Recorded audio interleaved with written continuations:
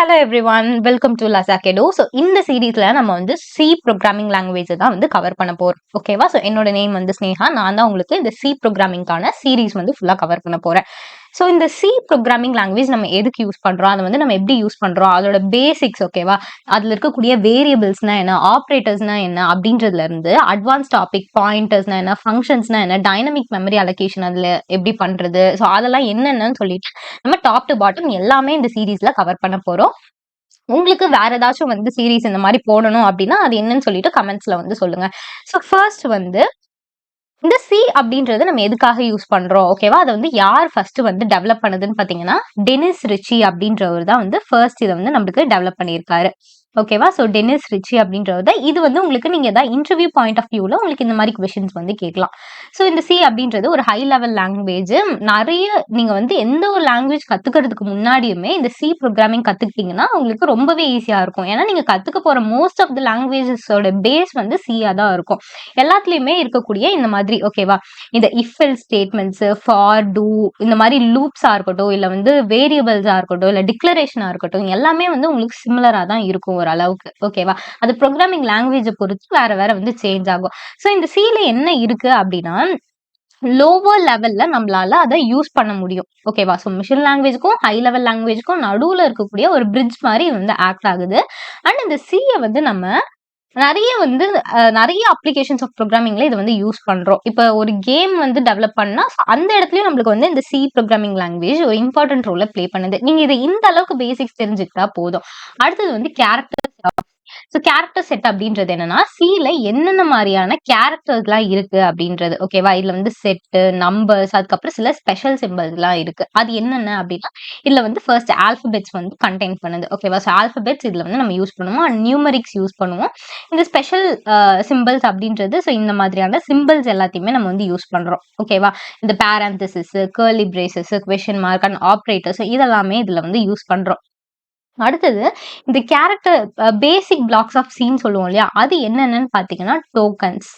ஓகேவா, ஸோ இந்த டோக்கன்ஸ் அப்படின்றது என்னன்னு சொல்லிட்டு நம்ம வந்து பார்க்கலாம். ஸோ டோக்கன்ஸ் அப்படின்றது பேசிக்கா தெரிஞ்சுக்கணும்னா இது வந்து ஒரு இண்டிவிஜுவலான ஒரு என்டிட்டி.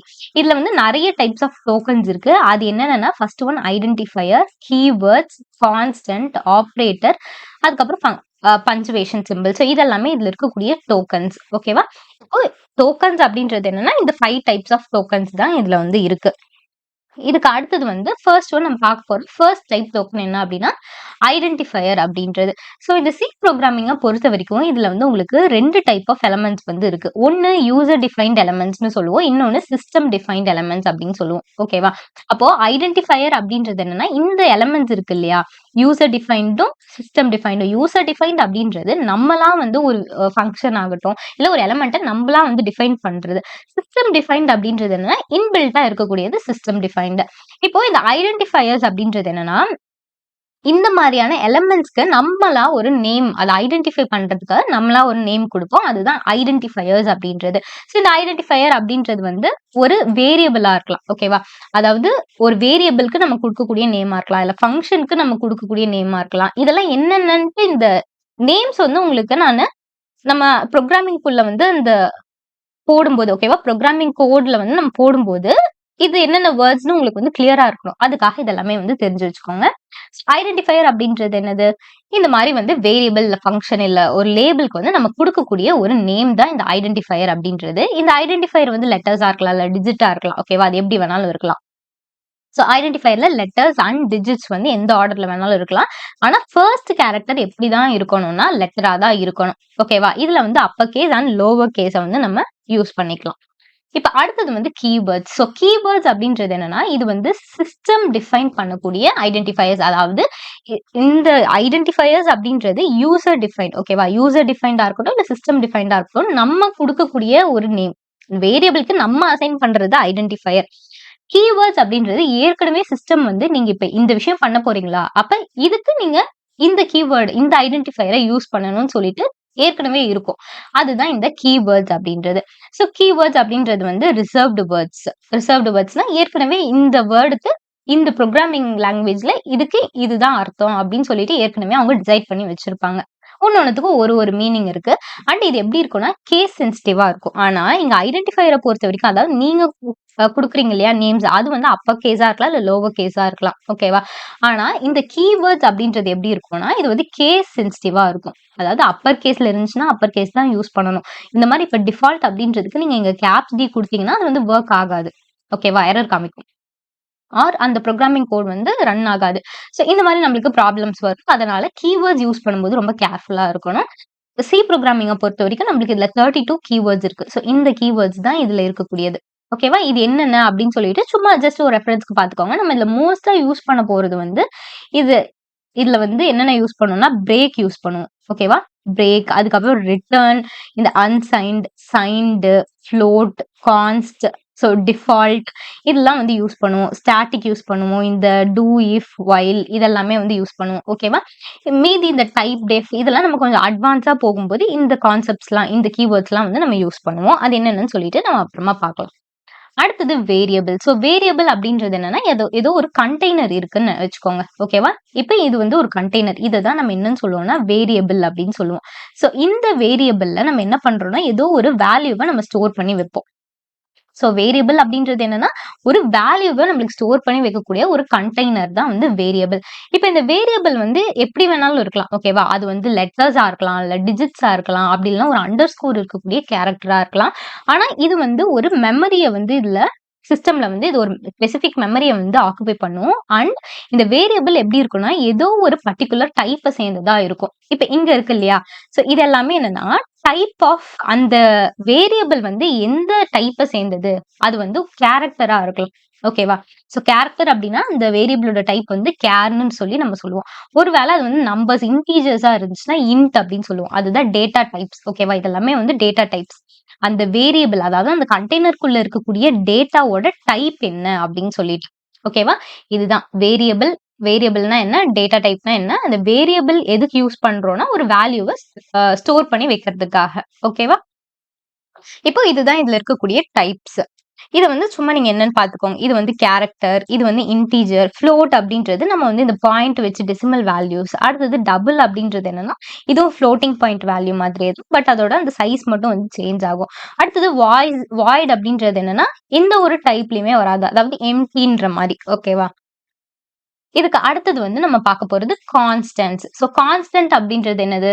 கான்ஸ்டன்ட் இப்ப கேரக்டர் அப்படின்னா நம்மளுக்கு வந்து அது எதுவா வேணாலும் இருக்கலாம். இப்ப கேரக்டர்ஸ்ல நம்மளுக்கு என்னென்ன வரும் அப்படின்னா, இது வந்து சிங்கிள் ஆக்டெட் 1 பைட்டா இருக்கலாம். ஓகேவா?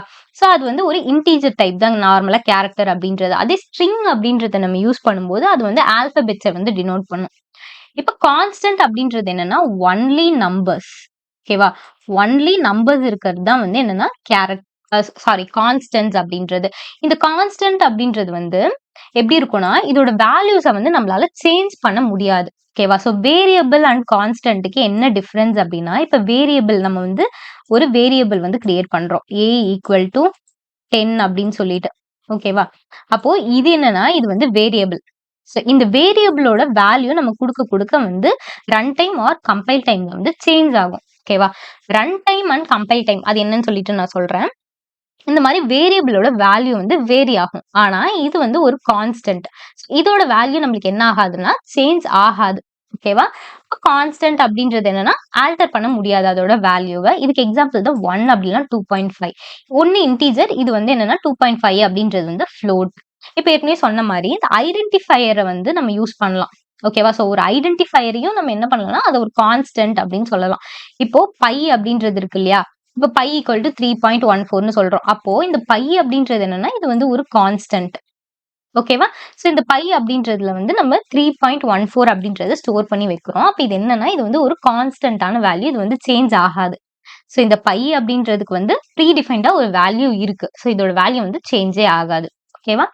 அடுத்தது integer constant. So integer constant அப்படின்றது வந்து இதுவும் நியூமெரிக் கான்ஸ்டன்ட் இது. இதுல வந்து ஃபிராக்ஷனல் பார்ட் எதுவுமே இருக்காது. ஓகேவா? சோ ஃபிராக்ஷனல் பார்ட் அப்படின்றது வந்து இந்த பாயிண்ட்ல நம்மளுக்கு வரக்கூடியது. ஓகேவா? அந்த மாரி நம்மளுக்கு எதுவுமே இருக்காது.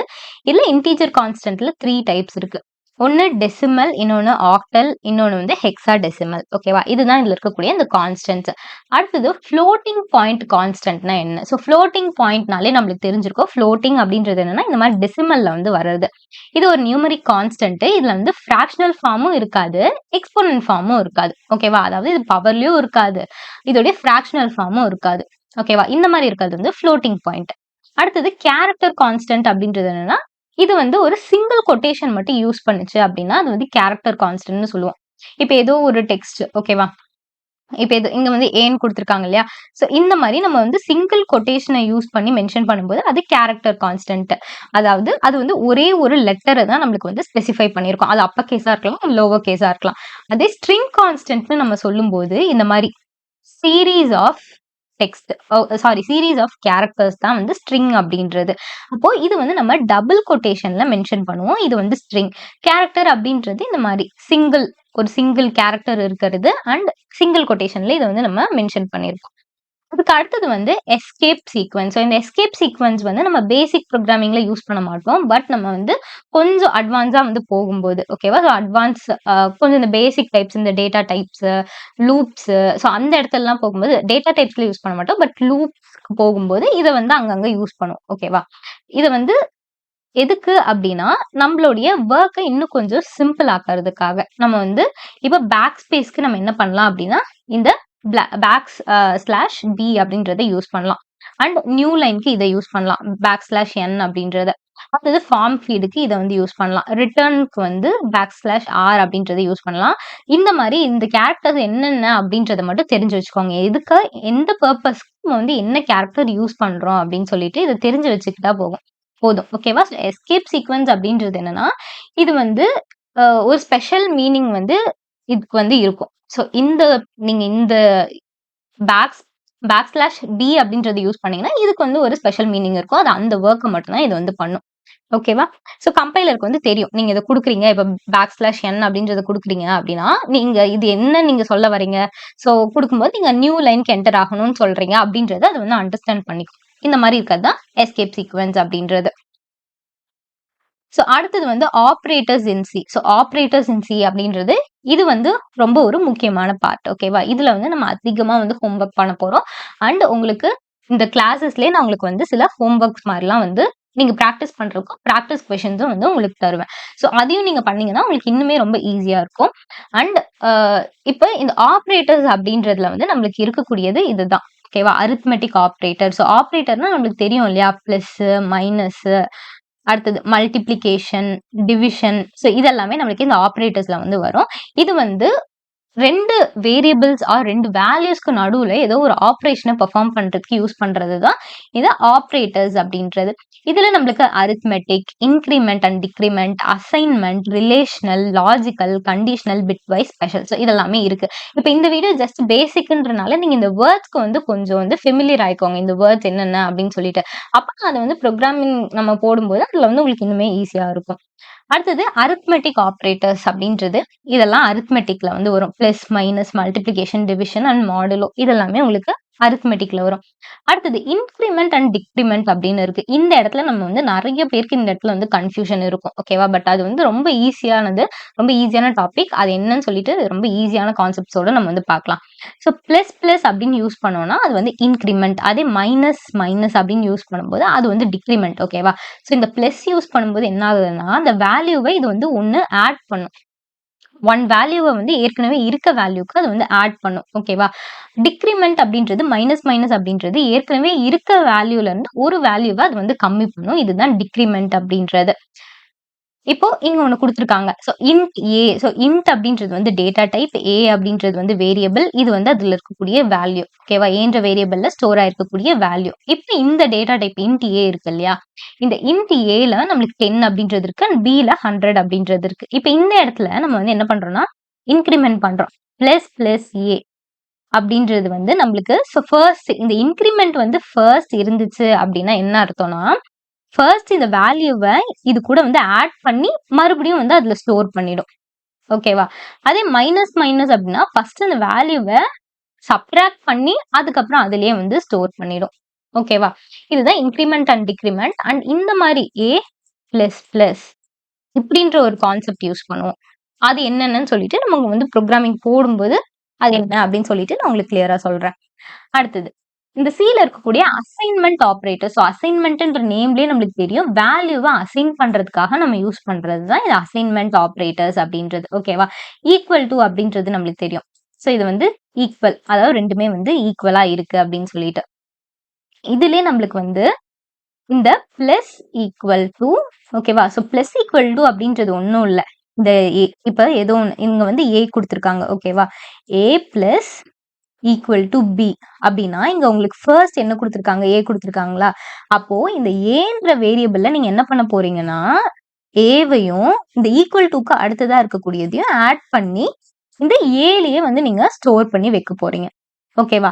அதே மாரி தான் சப்ட்ராக்ஷனும். இப்ப ஏ இதுக்கு பதிலா வந்து உங்களுக்கு மைனஸ் இருக்கு அப்படின்னா, இந்த ஏலயே நீங்க என்ன பண்ண போறீங்கன்னா, ஏல இருந்து பிய சப்ட்ராக்ட் பண்ணி ஏலயே ஸ்டோர் பண்ணி வைக்க போறீங்க. இந்த மாதிரியான அசைன்மென்ட் ஆப்பரேட்டர்ஸ் நம்ம வந்து யூஸ் பண்ணுவோம். அடுத்தது ரிலேஷனல் ஆப்பரேட்டர்ஸ் அப்படின்றது என்னன்னா, 2க்கு நடுவுல இருக்கக்கூடிய ரிலேஷன்ஷிப்ப வந்து செக் பண்றது. ஓகேவா?